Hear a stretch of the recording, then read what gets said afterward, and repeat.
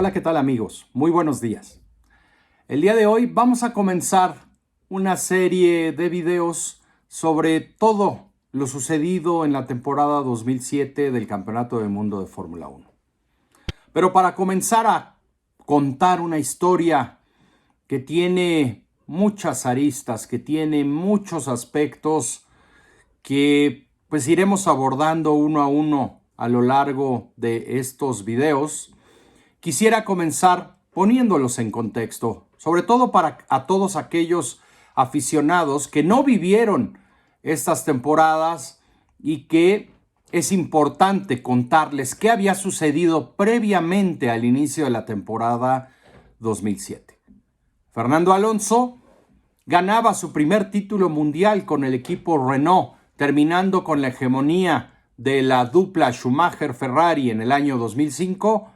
Se coronaban tanto Fernando Alonso, campeón del mundo de Fórmula 1, como Renault ganaba el campeonato de constructores. Para finales del 2005, después de conseguir ambos títulos, Fernando Alonso anunció que había firmado contrato con la escudería McLaren a partir de la temporada 2007. Eso significaría que correría todo 2006, sabiendo el equipo y él que se irían a McLaren, el piloto español. Mucha gente pensaba que esto podría afectar al piloto de Oviedo, sobre todo en sus posibilidades de campeonar. Esto no fue así, ya que Renault comenzó la temporada de una manera más contundente que en el 2005 y literalmente dominaron la temporada hasta el Gran Premio de Inglaterra en Silverstone. En esa temporada, Ferrari pudo regresar, sobre todo después de la prohibición de aquel famoso mass damper, con el cual Renault obtenía una gran ventaja en desempeño. Al ser prohibido, Ferrari logró volver a pelear por las victorias y a partir del Gran Premio de Alemania la temporada cambió. Al final terminó siendo campeón Fernando Alonso, de nuevo, su bicampeonato de pilotos, y Renault también se llevó el campeonato de constructores. 2 temporadas perfectas para Renault y Fernando. Pero para el 2007 llegaba McLaren con una temporada 2006 de fracaso total. Después de que en el 2005 pelearon el título con Kimi Raikkonen y prácticamente tuvieron el auto más rápido de la temporada, pero también el menos fiable. McLaren tuvo múltiples abandonos, múltiples problemas técnicos que los obligaron a perder ambos títulos, tanto el de pilotos como el de constructores. Por otro lado, Juan Pablo Montoya también tenía sus propios problemas en el 2005, después de que se menciona que había tenido una lesión en el hombro durante las primeras carreras de la temporada 2005 debido a un entrenamiento físico jugando tenis. Por supuesto, la versión oficial era esa. La extraoficial era que Juan Pablo Montoya se había lesionado el hombro corriendo y practicando motocross, un deporte que le gustaba mucho, pero que estaba prohibido directamente en su contrato con la escudería McLaren. Todo esto llegó a oídos de Ron Dennis y se desató una polémica de la cual se dice terminó generando una ruptura de la confianza entre Juan Pablo Montoya y Ron Dennis, o mejor dicho, entre Ron Dennis y Juan Pablo. Después, la temporada fue medianamente bien para McLaren porque a pesar de no ganar los títulos, demostraron que eran una fuerza a tomar en cuenta para 2006. En 2006 las cosas no funcionaron, no ganaron una sola carrera McLaren y Juan Pablo Montoya terminó abandonando la escudería después del Gran Premio de Estados Unidos 2006. Se decía que Ron Dennis no toleró que Juan Pablo Montoya haya decidido irse a la NASCAR porque simplemente no le habían renovado, no mostraba intenciones McLaren de renovarlo para 2007 Y las opciones que tenía Juan Pablo Montoya en ese momento eran solamente, entre comillas, ir a Red Bull o tal vez a un equipo como Honda.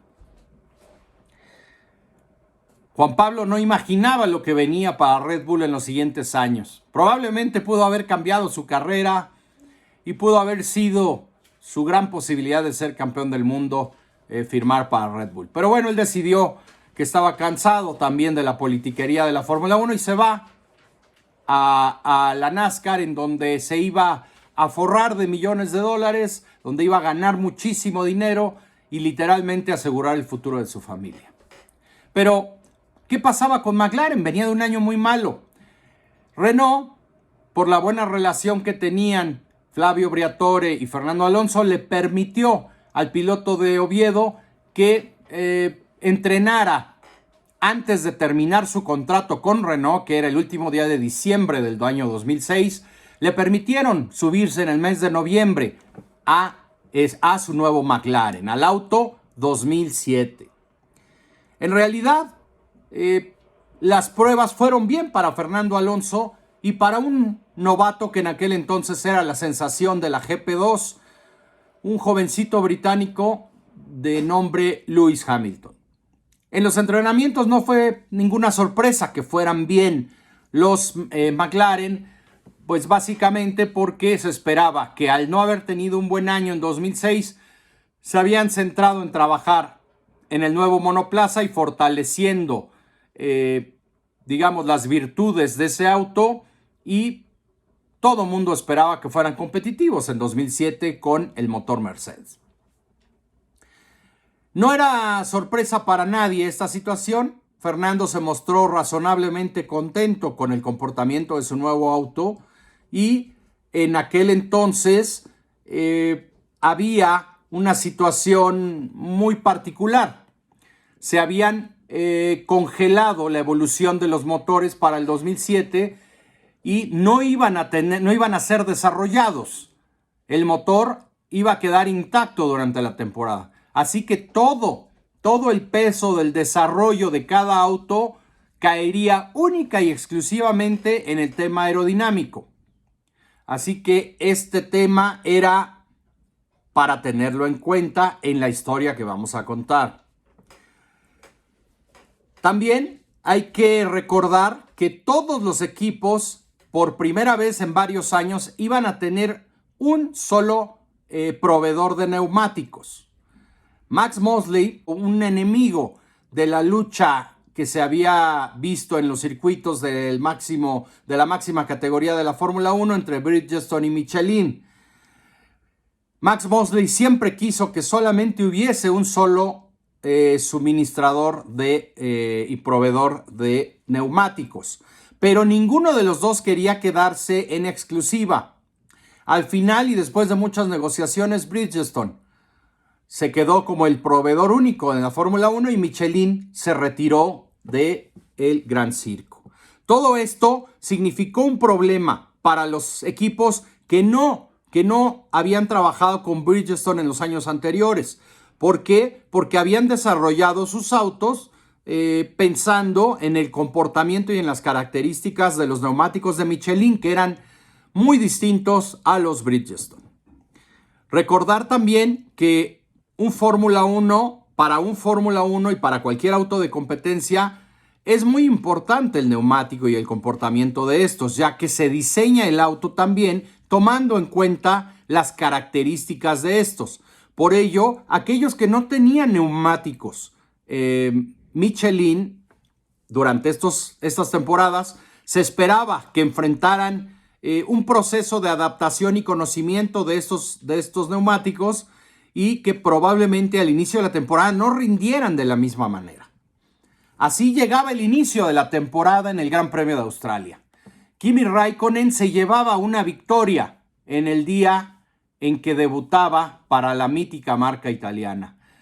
Terminó, además, delante de ambos McLaren Mercedes, el de Alonso y Hamilton.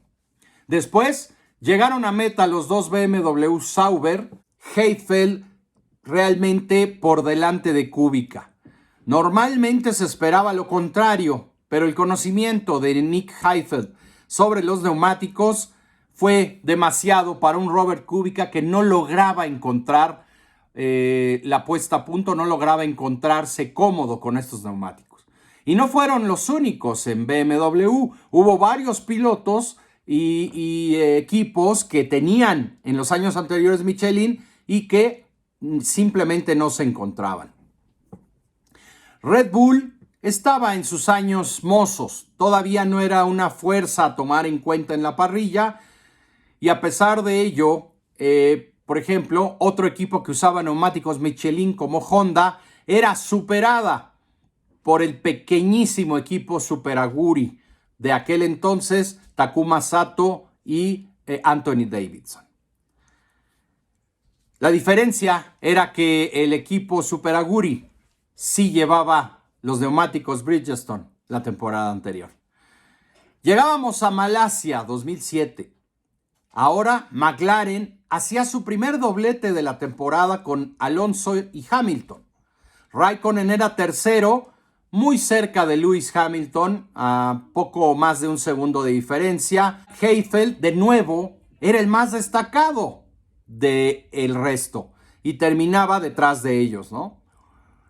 Por el momento se perfilaba una lucha Ferrari-McLaren y los autos de McLaren sorprendían porque no mostraban signos de problemas en la adaptación a los neumáticos Bridgestone. Se hablaba entonces que el departamento técnico era muy destacado en McLaren y que estaban haciendo un trabajo extraordinario para poder comprender y explotar a tope el funcionamiento de estos neumáticos. Después de esto, claro que había gente que miraba desde cierta distancia haciéndose ciertas preguntas. Y uno de ellos era el equipo Honda. El equipo Honda se preguntaba por qué en McLaren no tenían problemas con los neumáticos Bridgestone. Parecían tener y saber cosas o más cosas que el resto de equipos que usaban estos neumáticos. Y bueno, evidentemente el problema de Honda se acrecentaba, se acentuaba, porque a pesar de contar con la información de su equipo hermano, su equipo B, el equipo de Super Aguri, ellos no lograban, a pesar de tener esa información, no lograban hacer rendir el neumático.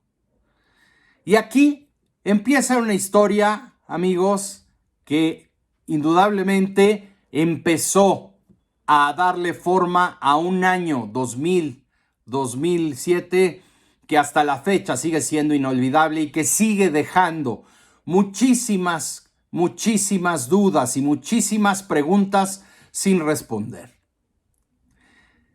Fernando Alonso era el bicampeón del mundo que llegaba a un equipo en el cual él pensaba lo iban a tratar con preferencia, que le iban a dar desde ya el asiento número 1 y que él iba a estar por encima de Lewis Hamilton. Esto empezó indudablemente a darle forma a una temporada que iba a terminar de forma increíble y que podríamos hacer una película solamente de esta temporada de la Fórmula 1. No me quiero extender mucho en el video de hoy, pero esta es solamente la probadita de lo que viene en una serie de videos que comenzamos el día de hoy sobre la temporada 2007. Vamos a hablar de todo lo que se dice dentro y fuera de la pista, de todo lo que es, de todas las versiones que hay sobre este tema. Y creo que hoy estamos iniciando esta serie de videos en donde les pido que los vean con una mente abierta, que ustedes decidan qué fue realmente lo que pasó en esta temporada. Los protagonistas, indudablemente que fueron la FIA, fueron Mike Coughlin y Nigel Stepney, y por supuesto también todo McLaren, ¿no?